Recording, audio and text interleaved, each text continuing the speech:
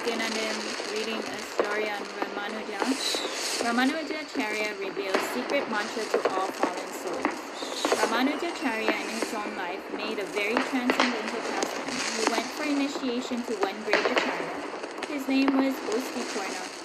By his own initiating, Guru Maharaj Mahapurna told him he should receive mantra from Gostipurna, saying there is no Vaishnava acharya like him. So Ramanuja asked, can you please give me the mantra? Gostipurna was thinking that this mantra is so pure that I have no inclination to give it to anyone in this world, because if it touches the lips of someone impure, it is not pleasing to the holy name of the Lord. So he responded, maybe some other day. Now you can return home. Ramanuja felt very dejected. Some days later, he walked all the way from Srirangam to this particular village to ask again, will you give me initiation and mantra? And Gostipurna again said, no, I will not give you initiation at this. Ramanujacharya went 18 times walking long distances, very humbly falling at Gostipurna's feet, asking, pleading to give him this initiation, and 18 times Gostipurna refused. Ramanuja, thinking himself so undeserving, so fallen, so useless in this existence, in such humility he began to cry, and one Vaishnava witnessing this told Gostipurna how Ramanuja's heart was so broken in humility, feeling himself so undeserving, he was simply weeping. So Gostipurna called for him.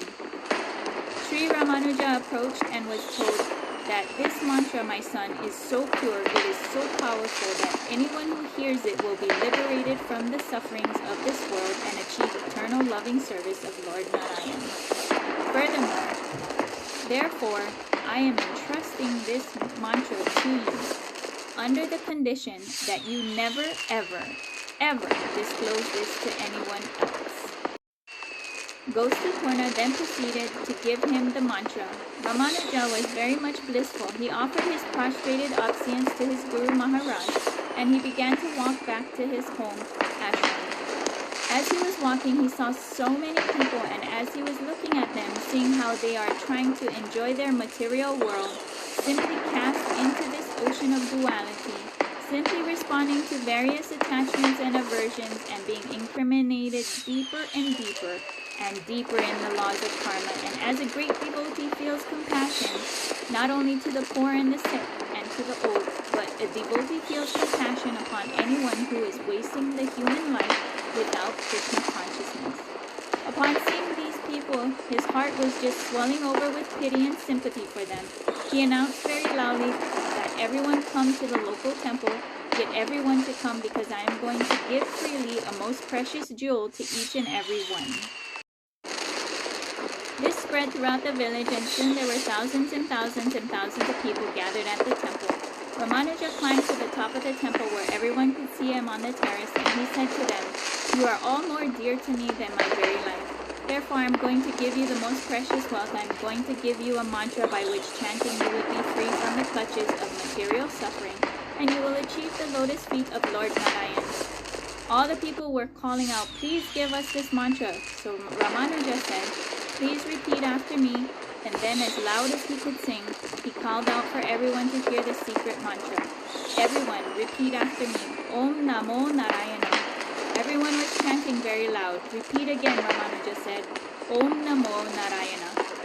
He instructed them how to chant in the mood of service. Then everyone was filled in great bliss, and they all, with grateful hearts, offered their obeisance to Ramanuja. Ramanuja happily went back to his Guru's ashram. Meanwhile, Gostipurna heard the news of this tumultuous sound of thousands and thousands and thousands of people chanting the mantra that he did not feel anyone but Ramanuja in the whole world was qualified to sing, and when Ramanuja came in, very humbly offered his Dandavat Pranam. But his Guru was furious. He said, get out of here. Why are you causing me such great suffering to see your face? You are a fool. You are a rascal. You have disobeyed my order. Get out of here. For committing this offense, you will have to spend lifetimes in hell.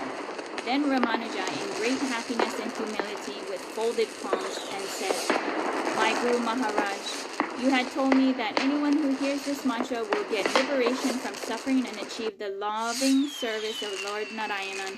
So why not give liberation and Narayana Bhakti to everyone, why should they suffer in this world? If all these thousands and thousands of people go back to Vaikuntha, for their sake, I am willing to suffer in hell for lifetimes. A real Vaishnava spoke up and said, he is suffering to see the sufferings of others, paraduka duti. When Gostipurna heard this, understood the compassion and selfless devotion of Ramanuja, he began to weep. With his own arms, he embraced Ramanuja and said that from this day you are my guru. You are teaching me the true qualities of a devotee, compassion and selfless devotion. And Ramanujacharya fell at the feet of Gostipurna and he said, I am your eternal servant, servant of your servants, and it is only by your grace, by your mercy that all these people have been delivered. So in this way, Ramanuja was actually willing to go to hell. He was willing to suffer endlessly, commit any offense if it would help others to achieve Krishna consciousness. Actually, Ramanuja knew the heart of his spiritual master, and therefore he was willing to put aside all his attractions and aversions to serve the real heart of his guru.